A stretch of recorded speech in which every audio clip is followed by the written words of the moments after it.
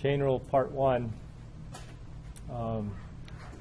And this is what they have in the book. But before this, we should understand what these functions are actually saying. So I'm going to switch notations now according to what they have in the book. We have a function f going from R2 to R. And then they didn't call this R, they didn't put it together, they just kind of left it separate. So there are two functions, x and y, which I guess I still like to call it R. It takes something from one dimension, like a t-value, to a two-dimensional vector.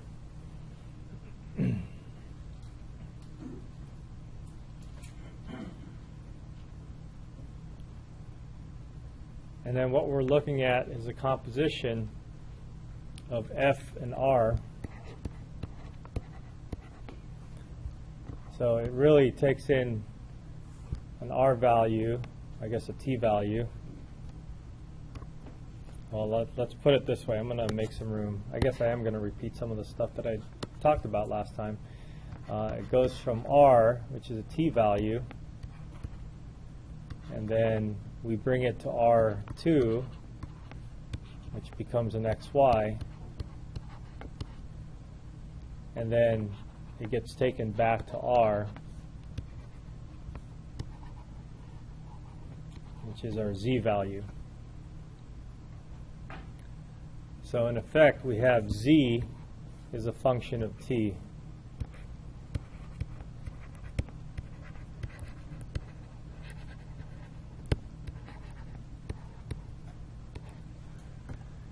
And that's important to acknowledge, because now we initially have z as a function of x and y, but now we actually can write z as a function of one variable t. So when we take a derivative of functions of one variable, we just use a regular d, and that's where this regular d comes from.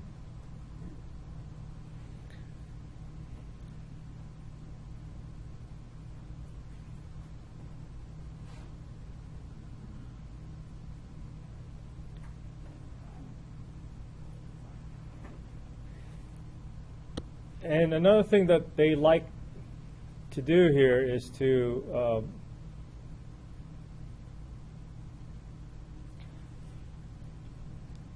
another thing that they like to do is they like to use I don't know what it's called, molecules or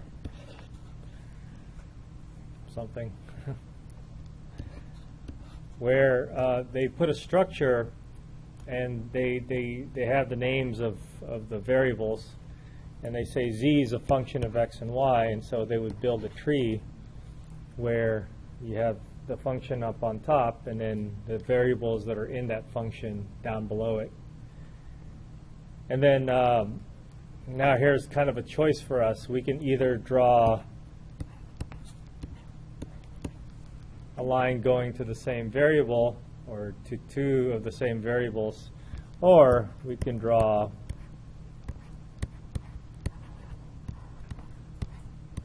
a line going to one variable. Which one of these do you guys prefer? Because t is the same variable, so this just kind of puts it into one variable, and they're saying x and y are a function of t.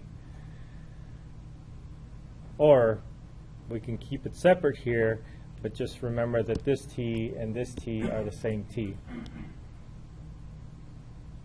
You guys have a preference? This one?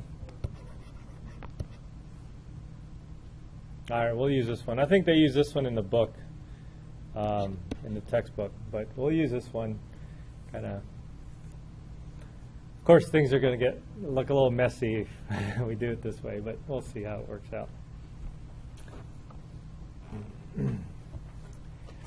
So this chain rule idea we can actually get from this this tree that we built. So when we have a function z which is eventually a function of t, but intermediately it's a function of x and y, we can imagine that z going through the different components. And so let me redraw this a little bit bigger so I can add on to it. You got your z as a function of x and y, which is eventually a function of t. And to find the derivative, we can use this tree to help us find a derivative by saying that we want to get from z to t, and we're going to find all the different paths to get there. And so what we're going to do is we're going to take the derivative of z with respect to x. Okay, now let's think about that. Z is a function of two variables, so when we take the derivative of z with respect to x, this is going to be a partial d.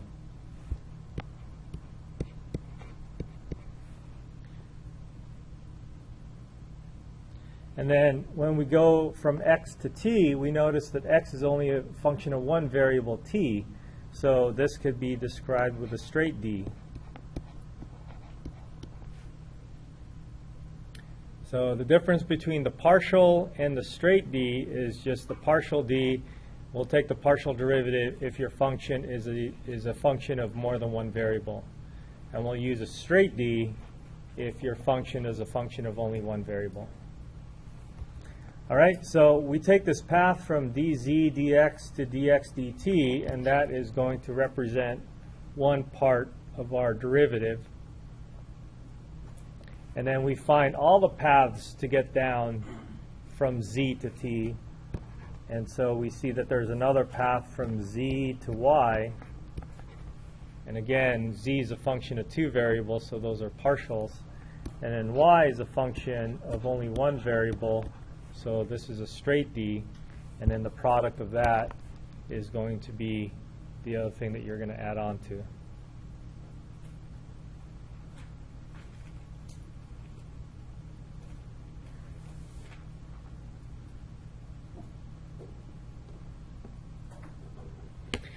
All right, so let's see if we can recover some of the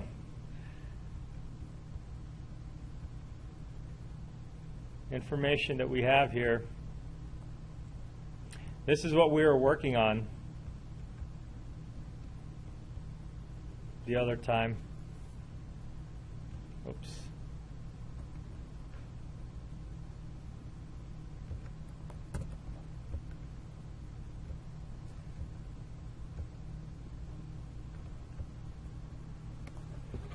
So from last time,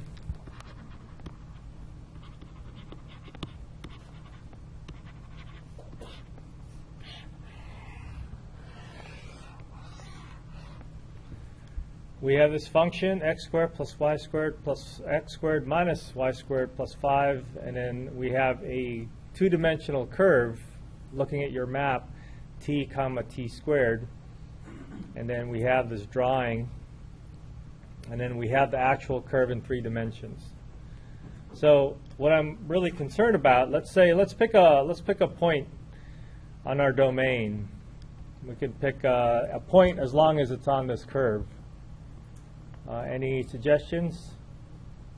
I think 1, 1, 0, 0, negative 1, positive 1. One of those. Which one should we pick?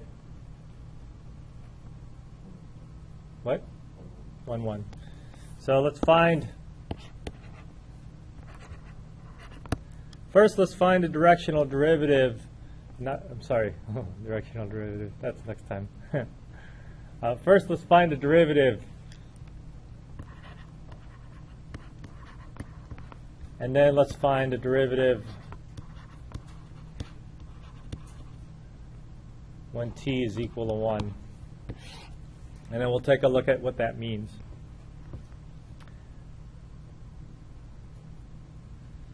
So what we'll do is we'll take our function and we'll take our derivative, our curve, r. And so according to the formula, dz dt is equal to the partial of z with respect to x times dx dt plus the partial of z with respect to y times dy dt. So, just so to have you get used to different notations, z sub x is the partial of z with respect to x, and that's the derivative of this thing with respect to x.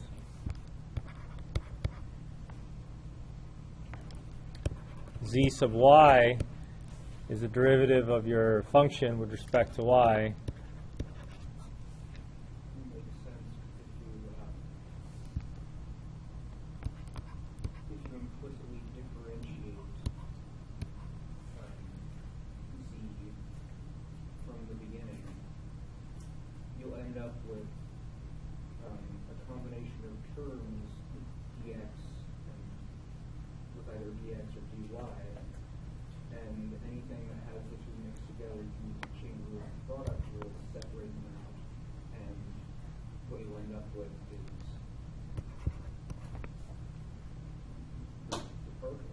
Yep, partials.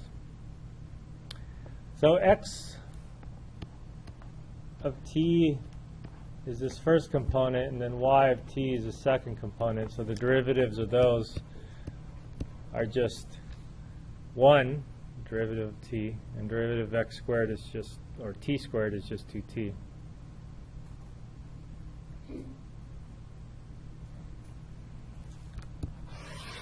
So according to our formula, our dz dt is equal to the partial with respect to the partial of z with respect to x, that's 2x, times 1 plus negative 2y, that's dz dy times dy dt.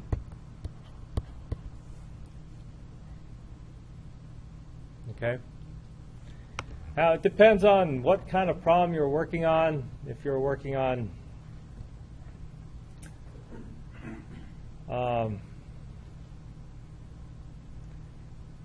some complicated problem, they might just want you to leave it like this, leave your answer like this in the homework, for example. But let's dig a little bit deeper now. Let's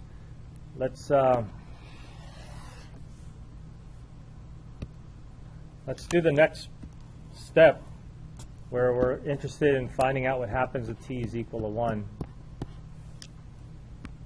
Now there's a couple of ways to do this. One is to change all the x's into t's. Another is to remember that this is x, some x value and y value. So you could put the t value of 1 in your original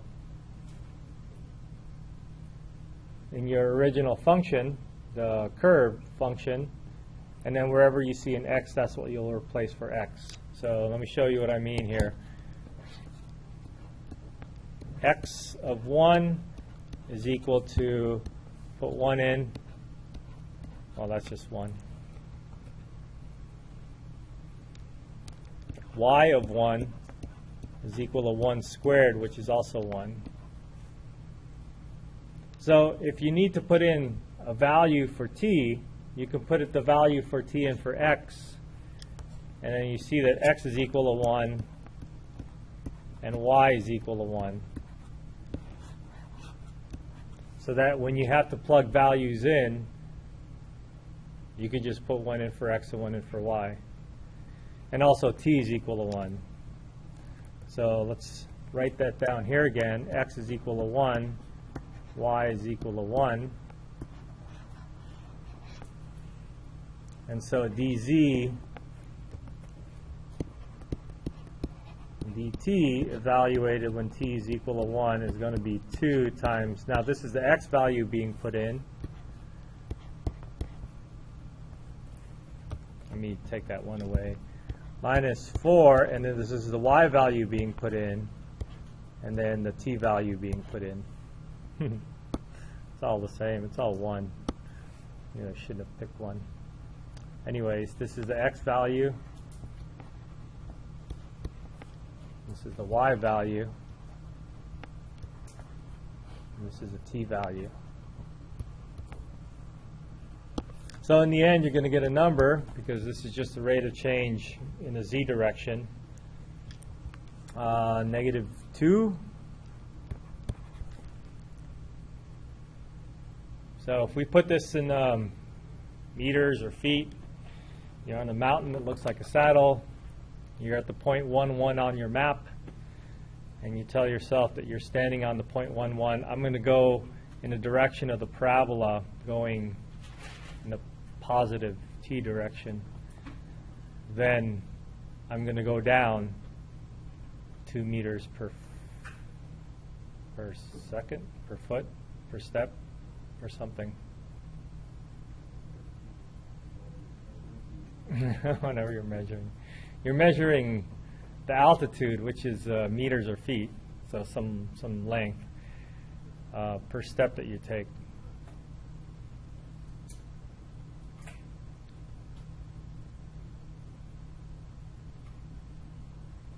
Okay.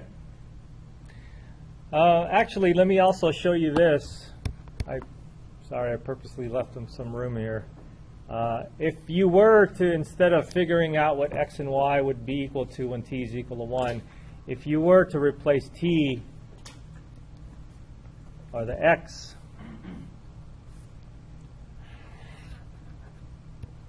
x is equal to t, y is equal to t squared. If you were to do that replacement here, you're going to get 2t minus 2t squared times 2t. What's this? 2t minus 4t cubed.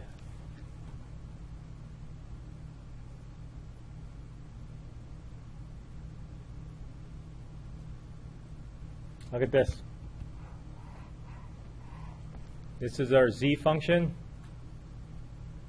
And look at this. That's the derivative. That's essentially what we found. We found dz dt, except we found dz dt using the chain rule without composing the function. Here we compose a function. This is the function that we get. This is our z function. If you get this, then you can find dz dt, and then you would get the same result.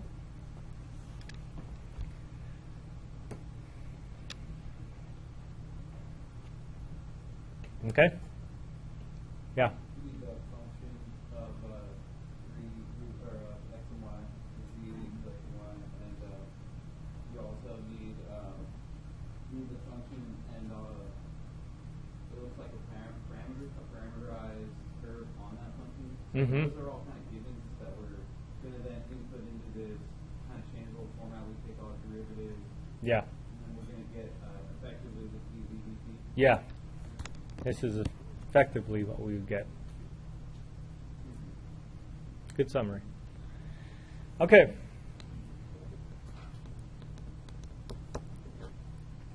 So that's the first kind of chain rule.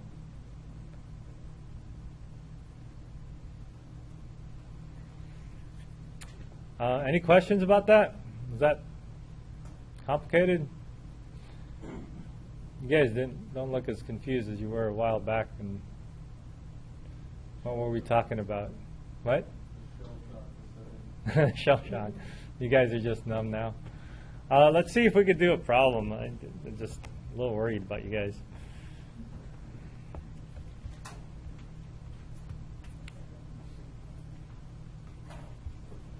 What section are we on? This is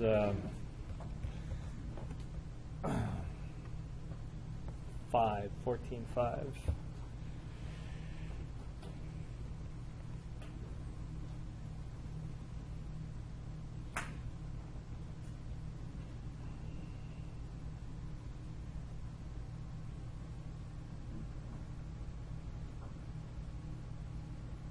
Oh, by the way, you can take this in 3 dimensions too. So why don't we do that? Let's do number 3.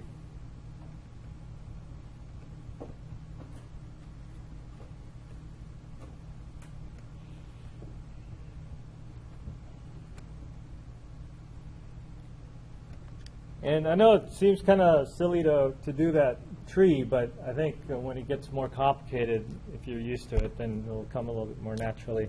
So let's do the tree. We'll start off by saying this is a W, and it's a function of x, y, and z. So this time we got three variables. W is a function of x, a function of y, and a function of z. And then x is a function of t, y is a function of t, and z is a function of t. So that all come together into this one variable at the end, which is why the derivative that they're asking for is a straight d, not a partial d. And so if you follow the path, your pattern would be d partial of w with respect to x, and then a straight x with respect to t. And then now there's this other one, dw, dy, dy, dt, and then dw, dz, dz, dt. So I'm going to have three paths to get from w to t, so I'm going to have three terms. Each of those terms is a product of a couple of derivatives, half partial, half straight. And so our dw, in terms of writing a formula, dw dt is equal to partial of w with respect to x, partial of x with respect to t, and y's, and then the x are in the z. And I don't know if you remember in calculus, when you studied the chain rule in calculus, how they said that you don't really want to cancel these things, because in Leibniz notation they look like they would cancel, but they actually don't. Well, here's a perfect reason why you wouldn't want to do that.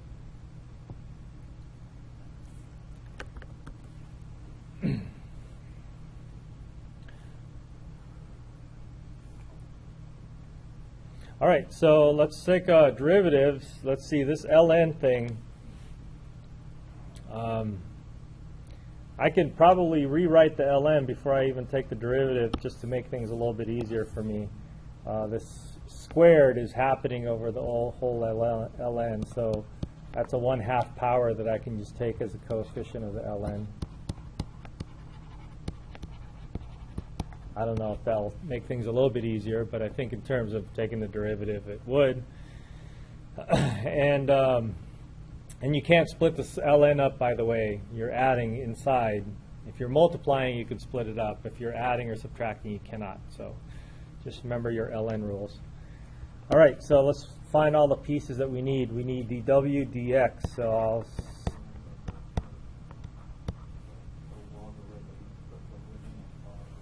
rhythm of logs. So I'm going to have a 1/2. The derivative of ln is 1 over, right? Is that right? Ln x is 1 over x squared plus y squared plus z squared times the derivative of the inside, which is 2x. And the 2 and the 1/2 could just cancel. Maybe I'll just put a 1/2 here and I'll put a 2x up on top. And we'll see that that's going to cancel, and then that's going to be how the others will look for the y and the z. So instead of redoing all that, I'm just going to say the w sub y is going to be y divided by x squared plus y squared plus z squared. And then wz is equal to z over x squared plus y squared plus z squared. And then next is the derivative of each of these.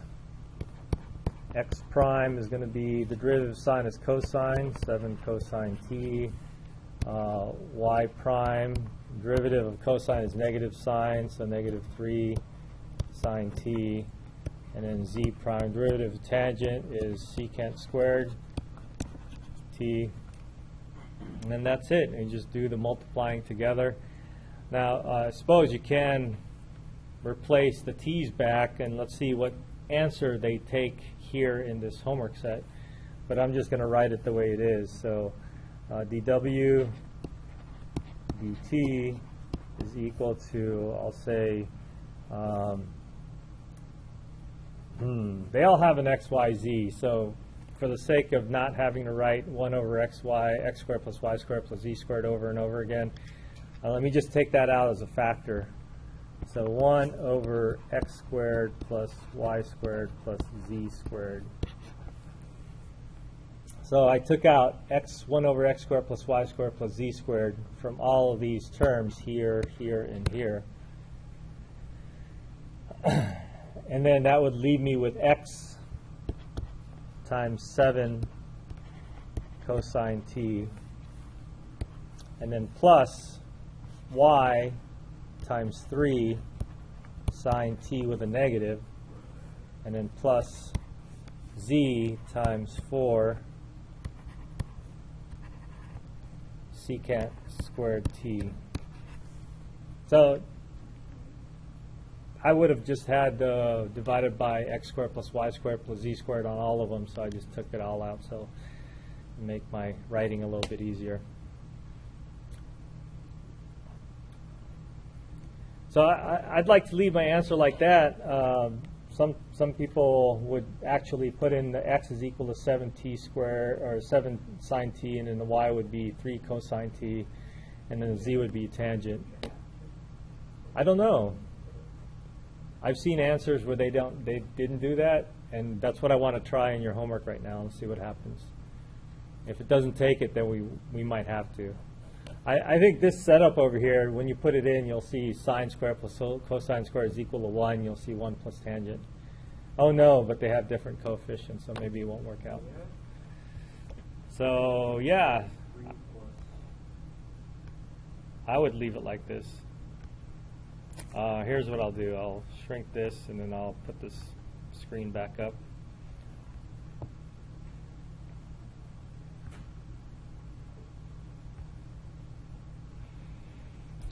Maybe I'll put this big fraction down here.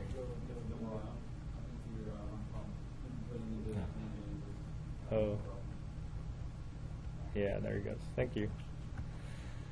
Okay, so I'll make a big fraction. It's just going to submit a single parenthesis.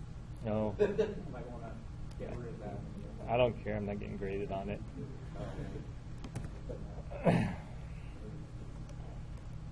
So I'll put 7x and then times the cosine of t. Did they ask for parentheses?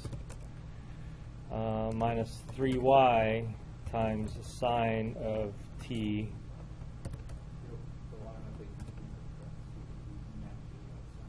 Okay. For z secant t squared.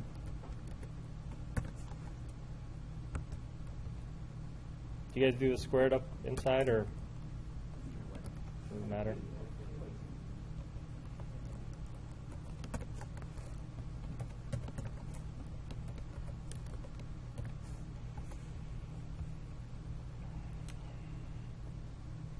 All right, submit. Where's submit? Submit. Assignment. Can't I just submit this problem? Who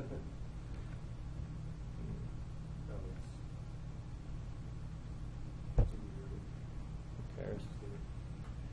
Okay, so they do take it where the x, you don't have to replace the x, the y, and the z.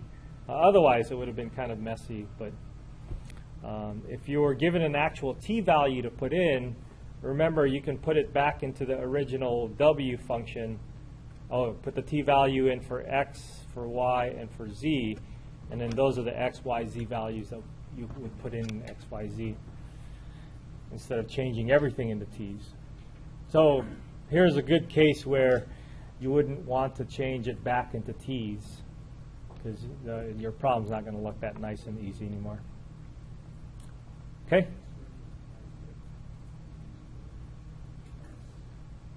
Yeah, you have different coefficients, so that's going to screw everything up. Yeah, well, it's still, it's not going to work out. So. It isn't going to work out the way I thought it was. Yeah. All right. So this is a chain rule this is one special case of the chain rule. Now, there are other more general terms, like, for example, instead of, you have, let's go with a function f going from R2 to R. And then what if your x is actually a function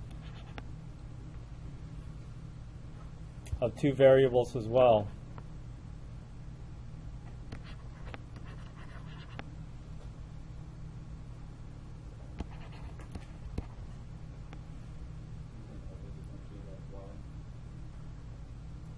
We have to use different variables, so maybe x is a function of s and t, and y is also a function of s and t.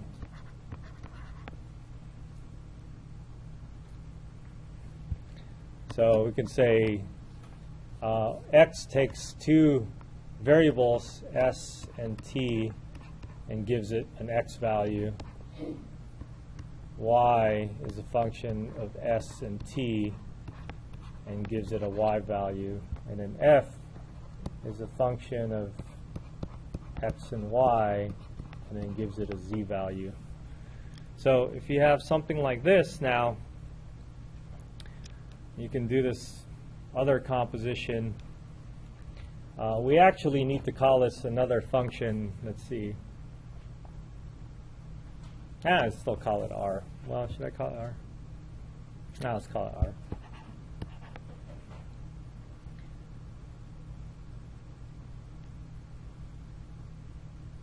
So we can say f composed with R again. R actually takes two variables.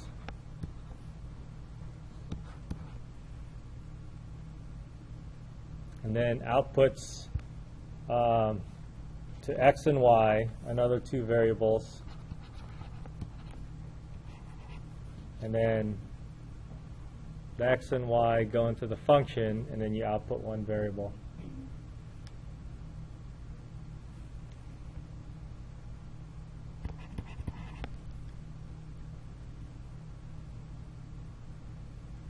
So in other words, we take an s and t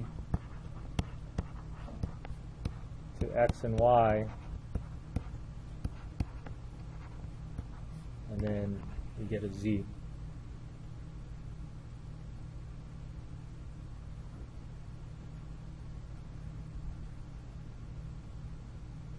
All right, let's see how this is going to look like. You're taking your f function, or z. Let's do f.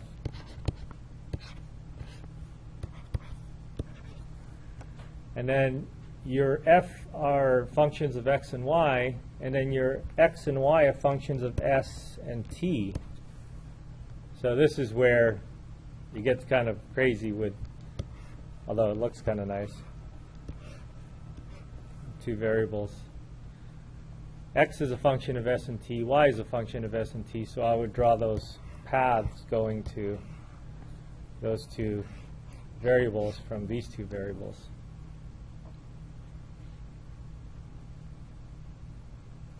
Which means the derivatives that we're looking at are all partial derivatives.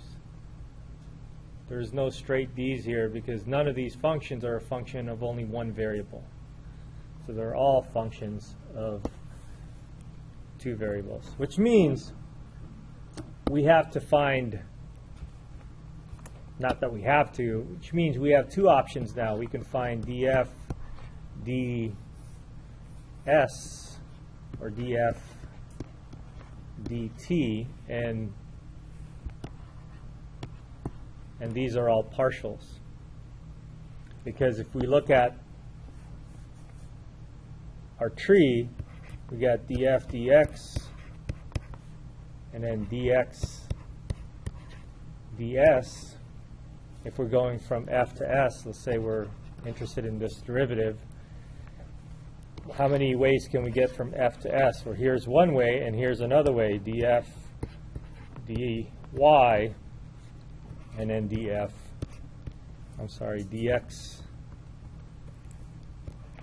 I'm sorry, dy, ds.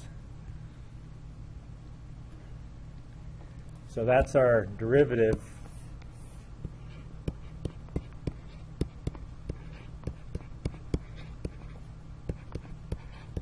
And they are all partial derivatives. There are no straight d's like there was before.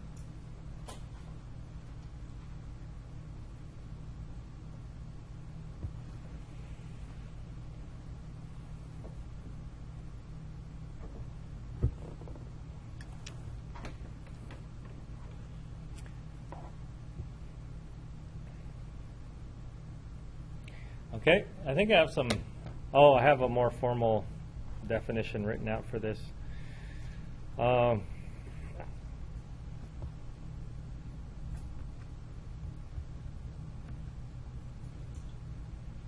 They call it part 2. I don't know why they call it part 2.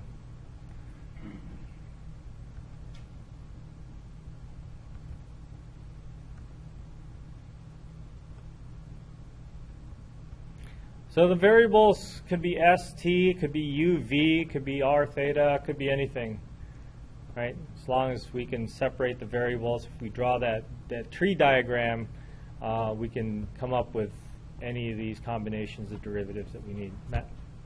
So would each of the individual formulas that we have for their create the same derivative? Like no matter like if you wanted to do like the df dt, would that be the same as the would that create the same? I know the variables are different, but would that create the same function? You mean the function that's equal to it? Yeah. No, these two will probably not equal to each other. It doesn't work like the mixed partials, where the mixed partial derivatives were onto second derivatives with mixed partials. It's not like that. This is different. I hope that's the question you asked. Yeah. Okay.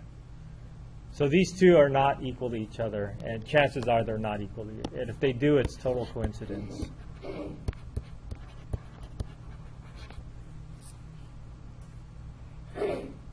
In fact, this thing would look exactly like this. Instead of an S, you'll have a T, right? And that's how this structure would look like.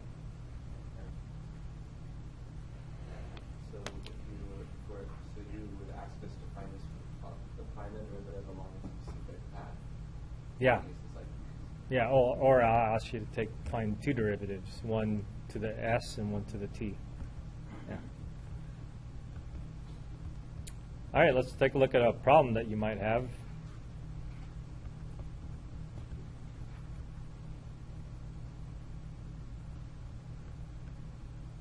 Here's a quick one. Number 4.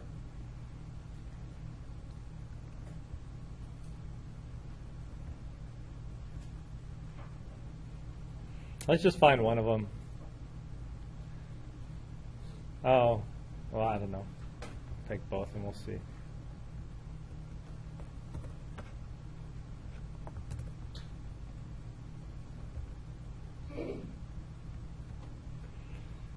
All right, so with respect to S, well, first of all, we're going to need dz, dx, dz, dy for all of them. So let's find that. Let's find those with respect to x. The z function with respect to x. It's going to be the exponential is going to be e to the whatever the exponential power is times the derivative of the exponential power with respect to x. And I think that's just equal to 1. Same thing, e to the x plus 2y times the derivative of the power with respect to y. So that's just 2. And here's your derivative for z with respect to x and y.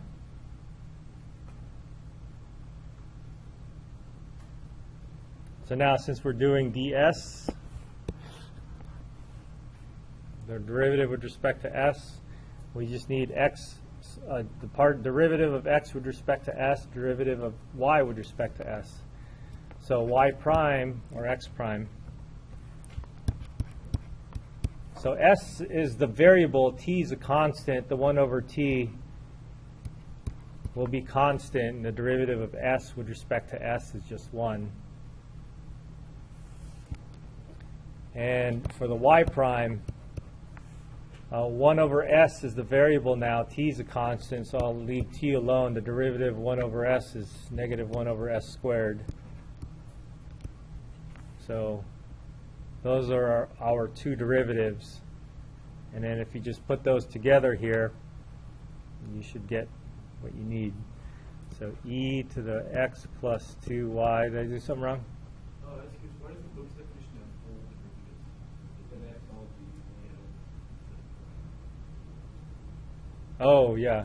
This should be partial. Is that what you're saying? I was thinking because the definition for EDS from it doesn't have partials. All partials mean full derivatives. Oh, the formula. Yeah, so these should all be partials. Oh, sorry, guys.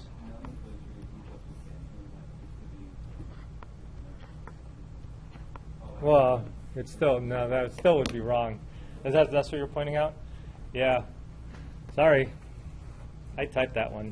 It wasn't the book's fault. Or maybe it was the book's fault. Yeah, let's blame the book. Let me take a few minutes to change this. I don't want to partial.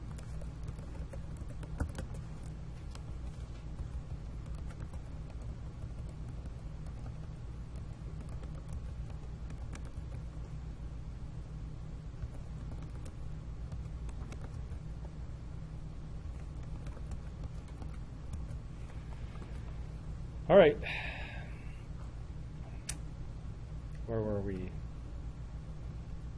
This guy. I don't think it's going to fit in the box. Oh, unless I factor out the e to the xy again, right? So I factor out e to the xy. This has no coefficient except for 1 over t. And then this has a minus sign, a coefficient of 2, and then a t over s squared. And then they both have an e to the x plus 2y that I can take out. And so this would be an acceptable answer, I would assume, after you factor that out.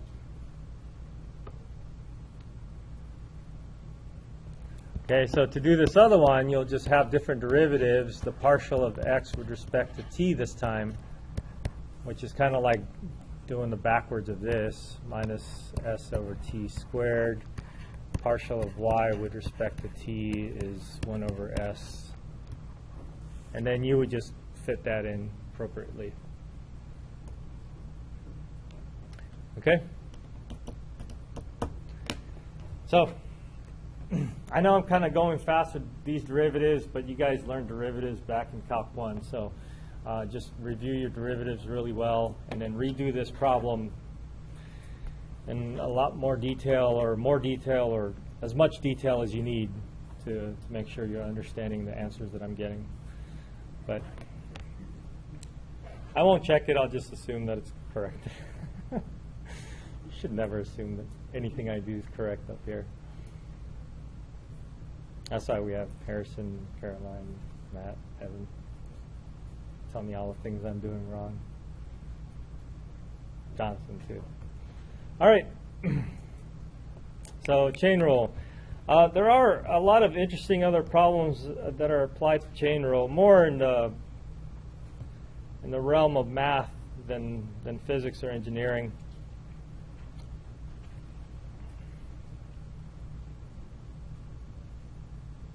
I was going to do number 45, but I think that's crazy. Seems a little crazy. But there's some interesting aspects where if you have numerical values, then sometimes these ideas of taking derivative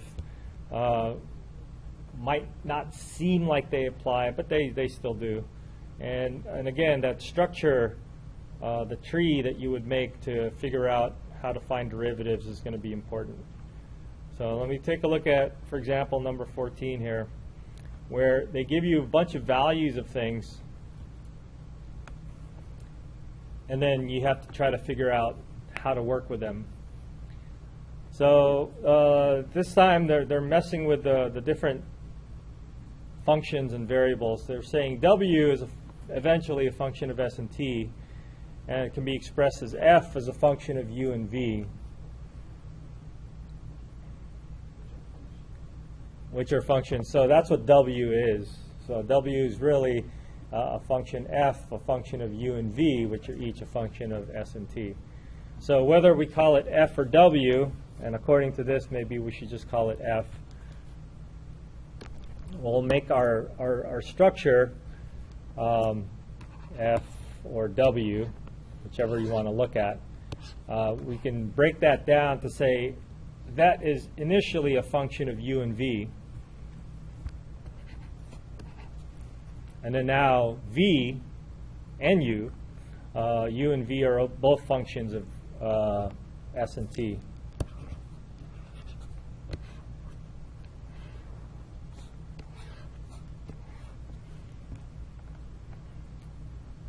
And so they want us to find W sub S. So let's find W sub S first. Let's do this in one color and see if we can do the other one in another color. So W to S, and find the paths to get from W to S by doing partials. These are all partials, right? None of them have only one variable functions, or one variable functions.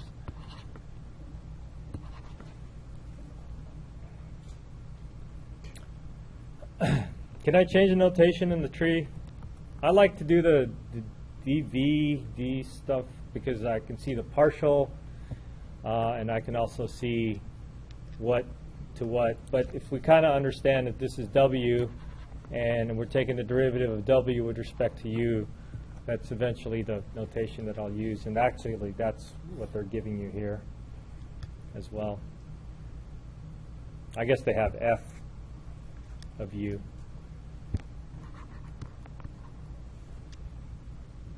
So going from W to S, we have FU and US.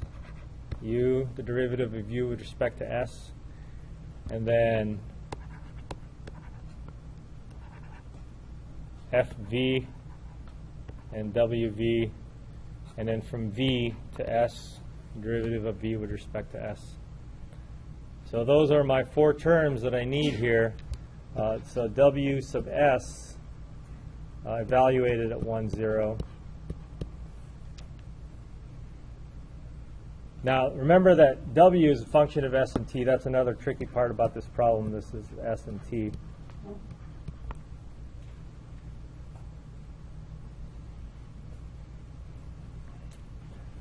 This is equal to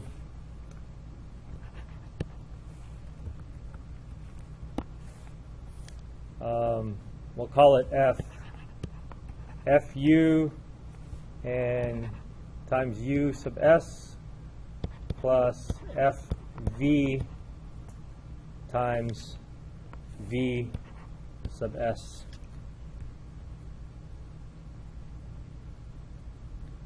Now remember that F is a function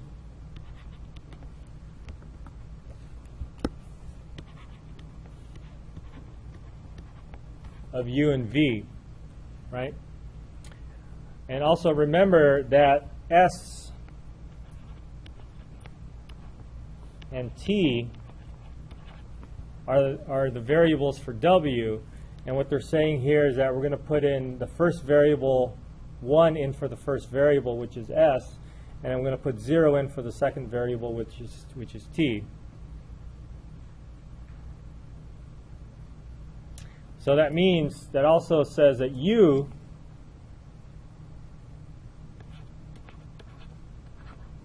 is a function of S and T,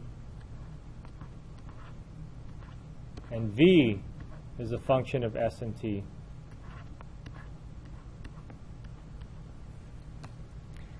And so it looks like maybe even before we started to take derivatives, we should have taken a note of this. We need to figure out what U of 1, 0 is and V of 1, 0 is.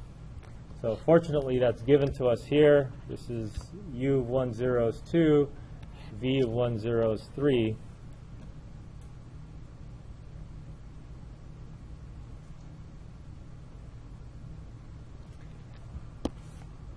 So if we take this fu, which is a function of u and v, we want to put in not 1 and 0 here, but we want to put in the u and v values of 2 and 3.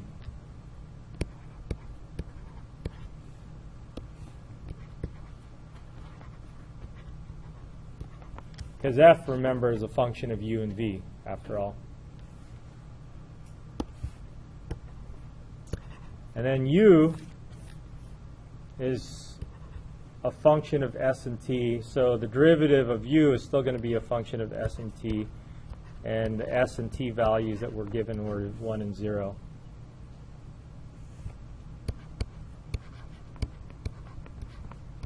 Okay, so the same thing is going to happen for the v side.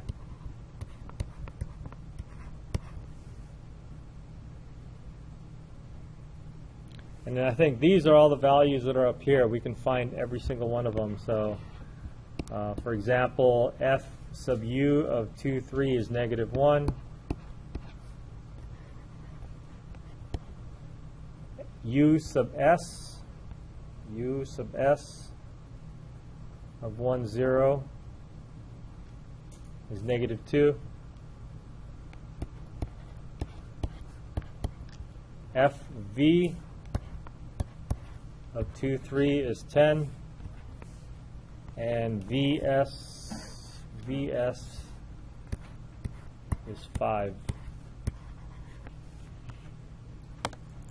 So here are your values, positive 2 plus 50. So that should be the derivative of w with respect to x, derivative of w with respect to s evaluated at 1, 0.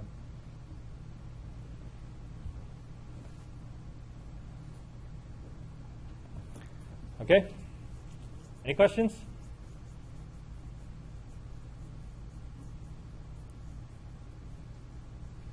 All right, so I'm not going to do the next one. I was going to do it in a different color, but yeah.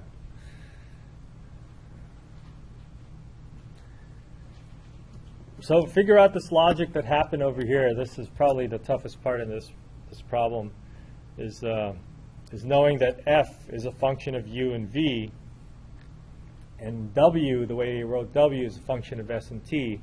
So you want to make sure that the constants that they give you here, the values that they give you to put into the variables, that s is equal to 1 and t is equal to 0, and from there you need to figure out what u and v are equal to.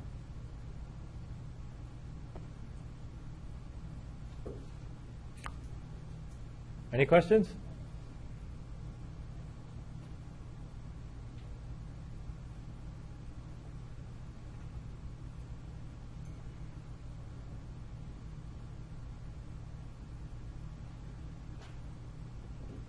No?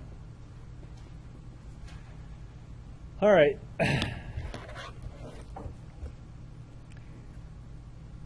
So the last part in this section that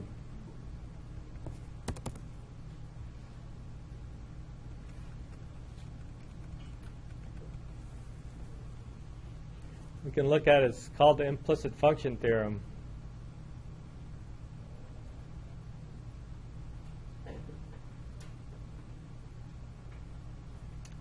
And I think what this does is it essentially puts our implicit function way of solving things as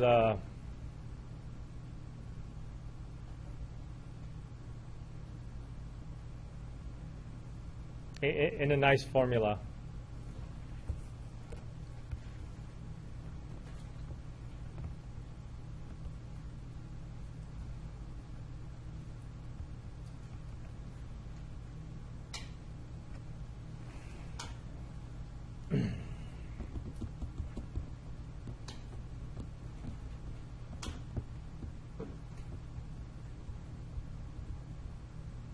So if z is given implicitly as a function of x and y, and then you have this form, f of x, y, z is equal to 0, you replace z with f of x, y.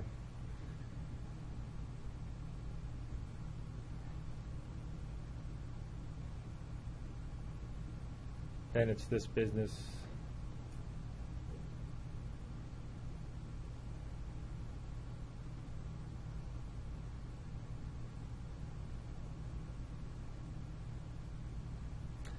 So, I don't know, do a quick example, because we did this already. It just looks like a fancy formula. So the example that we did was x squared plus y squared plus z squared is equal to 5 or something like that. 5 is a constant. Pretend you bring it over to the other side, so you can set f of x, y, z equal to 0.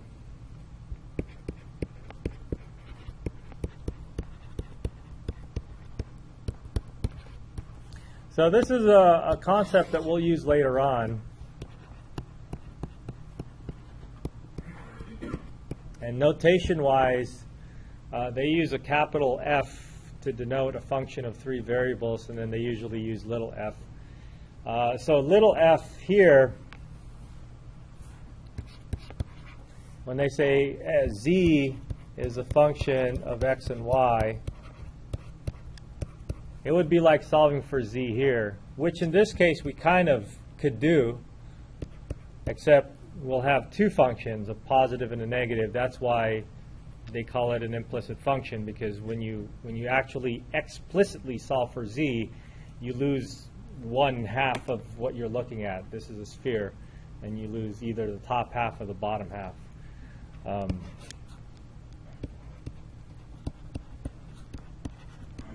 But somehow in some small area you can eventually try to solve for z, and then you get some sort of function explicitly. Now, you can't always do this, and so we refer to this as an implicit function. So now, if you're doing this as an implicit function, it says here, if you consider this as your f function, then you're just taking derivatives of f. So the partial of f, capital F, with respect to x is 2x. The partial of capital F with respect to z is 2z. And according to the formula, the partial of z with respect to x is equal to negative 2x divided by 2z, which is negative x over z. Now, have we seen that before? We did the exact same problem, except maybe the 5 wasn't a 5, it was something else. But we did this before. It's in the notes somewhere. I guess when we were doing implicit differentiation, partial derivatives. Okay, but now we just have a fancy formula to find it for us. And that fancy formula uses the chain rule.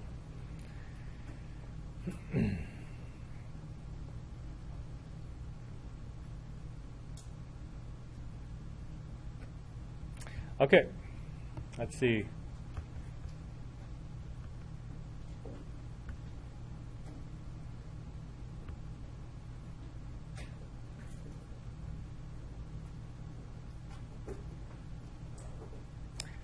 This bug looks like an interesting problem.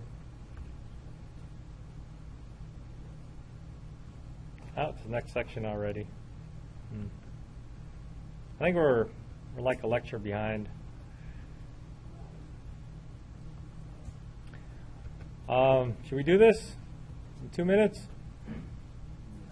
No. All right. Careful now, it might be on the test. So you guys have a quiz on Thursday. The quiz on Thursday will be on limits, and so make sure you're kind of primed for that. We don't have class tomorrow. Yay. And then you guys have homework for 14.1, up to this section, the one that we just finished today. That homework is due on Sunday. Okay? Do I need to tell you anything? Oh, people have been asking about the makeup. If you want start doing the makeup, just make sure you make all the corrections on your exam, and then your makeup will be the exact same test. But I will provide a copy of the test with a different slightly different cover page, and then an instruction sheet in the back, and then you'll redo everything over again. So you don't have to worry too much about it. I'll try to post it up this weekend, but it's not, to me, in my radar, it's not in a hurry because it's not due until after the second exam. So if you want to get a jump on this, make sure you understand how to do all the problems on your test. All right? The makeup, Yeah. that's only doable for one of the exams. Yeah, only for one.